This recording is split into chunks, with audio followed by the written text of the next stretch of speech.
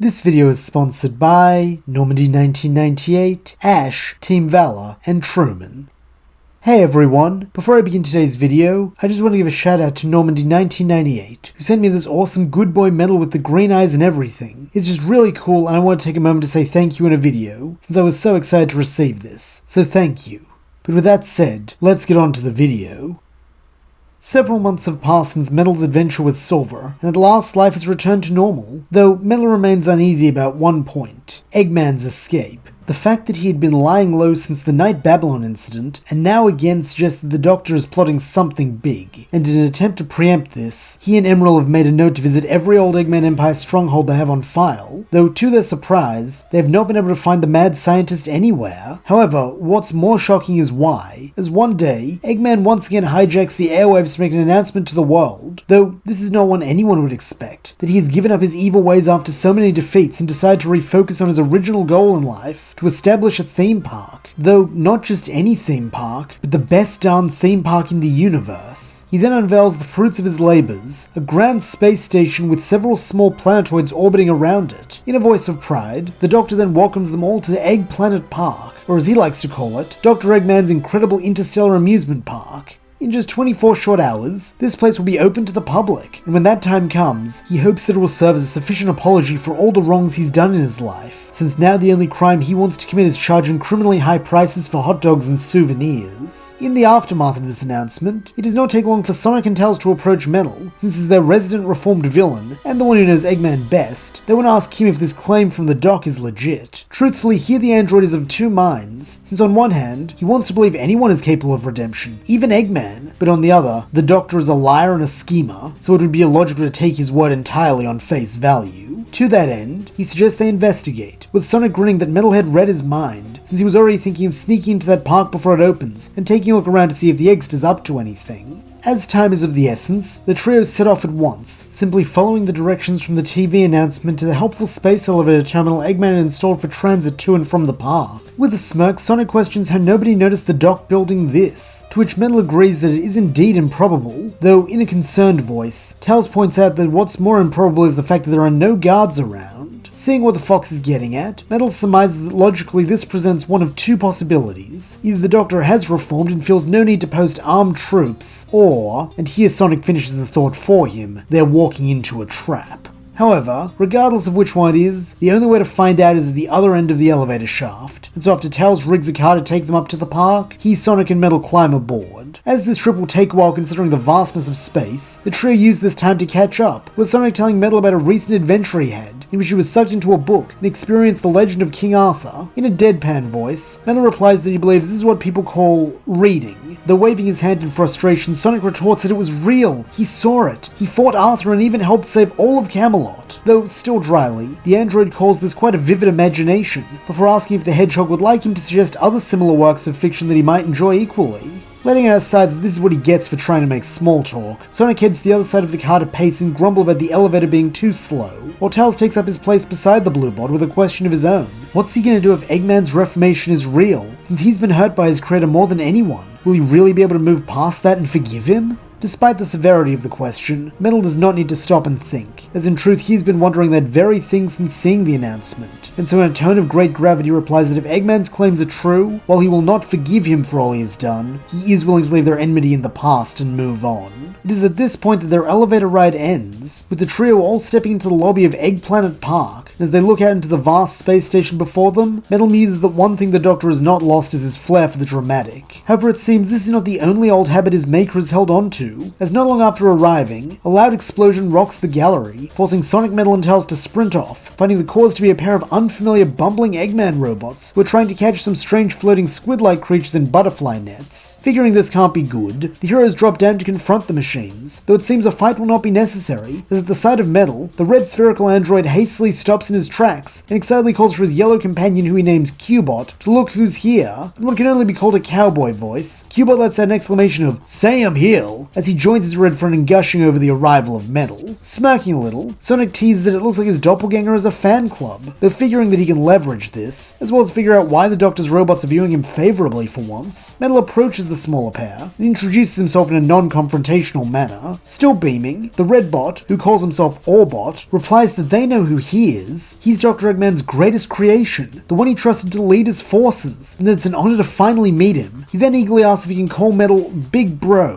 to which the blue bot somewhat awkwardly agrees, before questioning what they're doing here exactly. In a turn of admiration, Q-Bot proudly replies they're gathering up these here wisps for Dr. Eggman's evil scheme, to which Orbot chides him, saying they're not meant to mention the evil scheme, even to their Big Bro. Figuring these guys might not be the brightest bolts in the shed, Metal kindly asks what the scheme is, reasoning that now he knows, there's no point keeping him in the dark, is there? For a moment, Orbot seems to think this over, though letting his hero worship override his common sense, he ultimately agrees, informing his fellow android that the Doctor is planning to harvest these aliens for their hypergoan energy, which if properly harnessed, can be used to power a mind control ray, which will subjugate the entire population of Earth. At these words, Sonic cheers that he knew Egghead was up to no good, with Orbot and Q-Bot jumping with fright, as in the excitement of Metal Sonic's arrival, they didn't notice Sonic. Shaking his head, Q-Bot berates his companion that if he would use his doggone head for once, he'd remember that Sonic and Metal Sonic are compadres now, causing Orbot to sigh, "Oh yeah."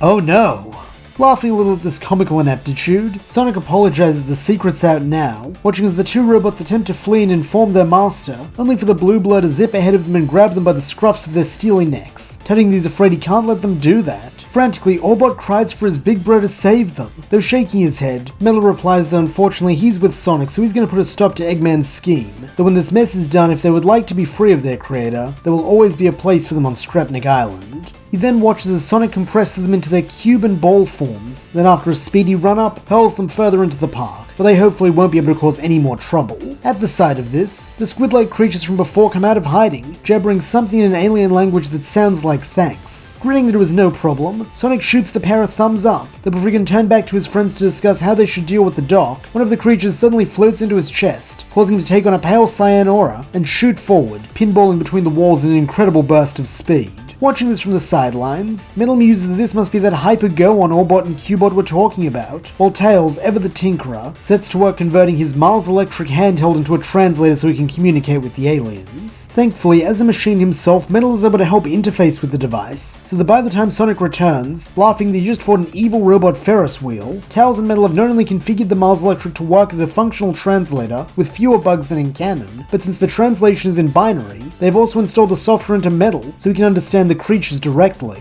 This allows the android to play translator for the one-eyed alien who seems to be the leader of this little group, with him explaining that his name is Yakka and that his people are called Wisps. According to Yakka, Eggman abducted the Wisps from their world in order to steal their hypergoan energy, which is also their life force, so he implores these brave Earthling heroes to save those still imprisoned before it's too late. Nodding resolutely, Sonic and Metal promise to do their part and save the captive Wisps, but Sonic asks if he can get more of that speed boost power from before, since that'd really help him commute around the park. Nodding his bulbous head, Yakka assures the blue duo that his fellow Wisps will share their hypergoan energy with them, adding that different coloured Wisps have different abilities, so the more allies they free, the more power they will attain. Grinning that this is pretty sweet, Sonic then suggests that he and Metal split up, since they'll cover more ground this way, with the green-eyed machine stating that he had reached the same conclusion, causing the pair of speedsters to declare that it's a race, as Sonic tells him Yakka sprint off in one direction, while Metal goes off in another. Thanks to this division of labour, it is a simple feat to begin rescuing the trapped Wisps, with Metal taking Sweet Mountain and Starlight Carnival, while the other team get the Asteroid Coaster and Aquarium Park. Naturally, due to being his devious self, Eggman has dispatched several mechs to these wings of the park to ensure the heroes do not free his precious energy source. Though as promised, with each group of freed Wisps, the two hedgehogs gain access to new powers, as Metal not only acquires the same cyan speed boost as his template, but also the ability to transform into a drill, a rocket, a spike ball, and even a cube, as well as to become intangible. With these powers, Eggman's obstacles are a minimal challenge at most, seeing both Sonic and Metal arrive at the final satellite world, Planet Wisp itself, at the same time. Flashing his double a grin, Sonic calls him quick as ever, musing that he guesses they'll have to use this place as their tiebreaker to see who can save more Wisps. Though looking concerned, Tails tells the two races not to get carried away, since from the looks of things, this world is being roboticized, meaning if they want the Wisps to be able to return peacefully to their home, they need to fix this too, which means cleaning up Eggman's mess and destroying the tractor beam generator that's keeping this planet anchored to the park. Noting their agreement, Sonic and Metal take off, smashing their way through all of Eggman's industrialization while staying close to each other, as while they do take Tails' warning seriously, their competitive nature leaves them unable to pass up this opportunity. Finally, the tractor beam generator comes into view, and as their proverbial finish line, the duo put everything they have into one final sprint, only for a new contender to enter the playing field, that being the rebuilt Ferris wheel robot, now dubbed the Refreshinator. Putting their game aside for a moment, Metal urges Sonic to keep going for the generator while he takes care of the mech, an order the Blue Blur is happy to comply with, activating the Jade Wisp's power of intangibility to fly right through the Refreshinator, while Metal takes flight and uses the orange rocket power to drive himself headlong into the machine's single giant eye, as he finds no sign of sentience there, meaning he has no choice but to resort to Gamma's method of saving this android. Letting out a bestial roar, the Refreshinator attempts to strike back with its giant barbed limbs, though here too Metal has a counter, easily shifting into the pink wisp spikeball form and delivering a painful spin dash reminiscent of Mecha's, which quickly sees the monstrous machine down an arm. Having no desire to toy with the Refreshinator, Metal then goes in for the kill, switching into the original Cyan power and jetting forth at speeds almost equivalent to his own full output, though at a much lower energy cost, with this seeing him spring between points on his foe's steely frame, striking it dozens of times a second so that soon collapses in a heap offline.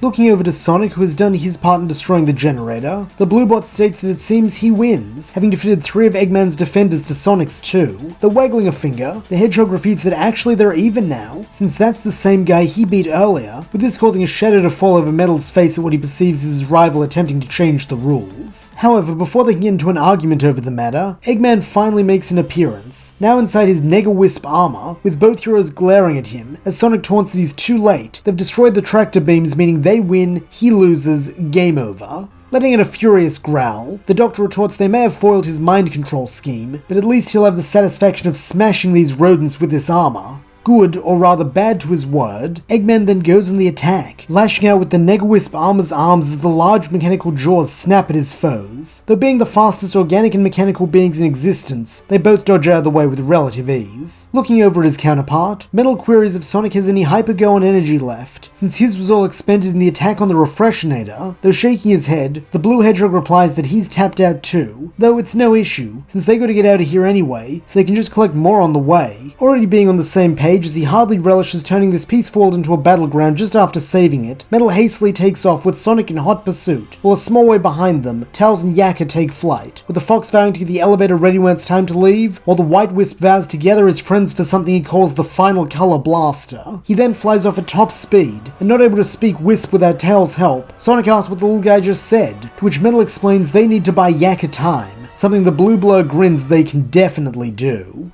By now, the pair are back in the park entryway, though this is a double-edged sword, as having built this place, Eggman knows it far better than them, using that to his advantage to close in and snap at them with the Hyper-Wisp armor's pincers, while also forcing them away from anywhere they could collect Hyper-Go on, resulting in more than one near miss. Following a particularly close one in which he has to slide under the lethal claws by mere inches, Sonic radios Tails, asking if he's seen any sign of Yakka, though this gives Metal an idea, as he cuts in, asking if the Yellow Fox has gotten the lift working yet. A little frustrated, Tails admits that he hasn't, since the park security went into lockdown the moment the tractor beam was disabled. Though to his surprise, Metal calls this good, telling the plucky engineer not to bother, before coyly asking Sonic if he wants to prove just how much faster than the elevator car he really is. Picking up what his robotic double is laying down, the Hedgehog replies the last one back to Earth is a rotten Eggman, then with a cheer, he spin dashes through a nearby window and out into the void of space. Following suit, Metal quickly lands beside Sonic on the exterior of the elevator shaft, while predictably Eggman does likewise a moment later, with the two speedsters taunting there's no way his bucket of bolts will catch them on an open runway. Growing even more frustrated, Eggman growls that they'll see about that, unveiling yet another feature of the Nega-Wisp armor, that being the ability to create blocks of Hyper-Go energy similar to the Blue Wisp power, except these are damaging to the heroes, forcing them to employ evasive maneuvers as the Doctor closes in on them. Weather's not bad enough, but it seems that the armor also has laser cannons, something Eggman is quite happy to open fire with now that there is no chance of damaging his park. These two powers combined pose quite a serious problem, as due to the craft being behind them, Sonic and Metal must keep turning back to check if the madman is about to fire, which puts them in danger of crashing into a damaging cube, with the pair having to take it in turns, so that one looks back while the other watches their partner to ensure he does not have a collision. While an effective strategy, it is also a cumbersome one, meaning the heroes cannot move at their top speed, allowing the Nega-Wisp armor to gain on them until finally it is right on top of them. Letting out a mad cackle, the Doctor then unleashes his coup de grace, jeering that it is he who has won in the end. And while Metal is able to use his black shield to keep the Jaws from crushing him, the same cannot be said for Sonic, with the blue android experiencing a moment of deep grief for his fallen friend as the armor's pincers close around him.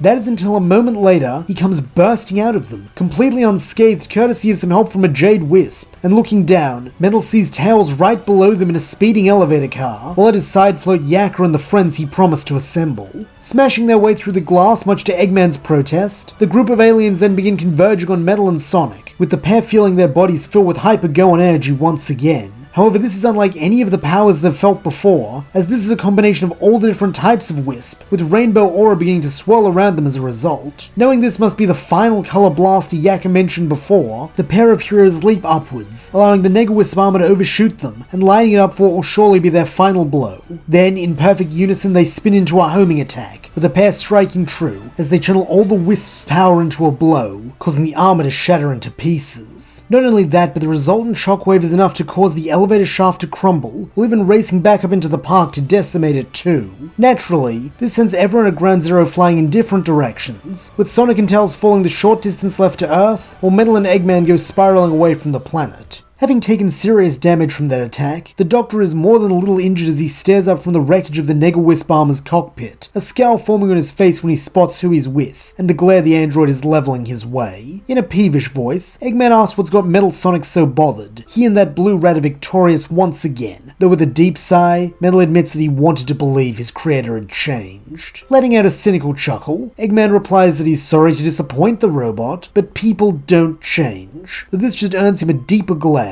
as Metal angrily retorts that he did. However, seemingly unfazed by this anger, the mustachioed man sneers that he may have swapped allegiance, but he hasn't changed who he is on the inside. That much is obvious, as while his eyes are now green, he can still see that hate and fury that he programmed into him to make him the perfect killing machine. So why doesn't he just go ahead and do it? Strike him down like he's been longing to since the Death Egg. It's just the two of them, and he's defenseless. There will never be a better chance. And he can even lie to his little friends and claim it was the blast that did him in. Though he hates to admit it, Metal is tempted. All it would take is a single blow, and he could eliminate one of the greatest recurring threats to the world, while ensuring no more badniks are forced to serve his evil whim. However, to do so would also mean proving him right, and Metal is unwilling to give him the satisfaction, with him instead turning his back on the man who made him, and powering up his jet engine, as he coldly tells him to enjoy his exile in space. Then, without another word, he takes flight towards the Earth, while behind him, Eggman's screams of fury are swallowed up by the infinite void, just as the Doctor himself soon is. And that's where we'll leave things for now. Thank you so much for listening. I hope you enjoyed it, and if you did, please don't forget to like, subscribe, and leave your thoughts, suggestions, or screams of rage in the comments below.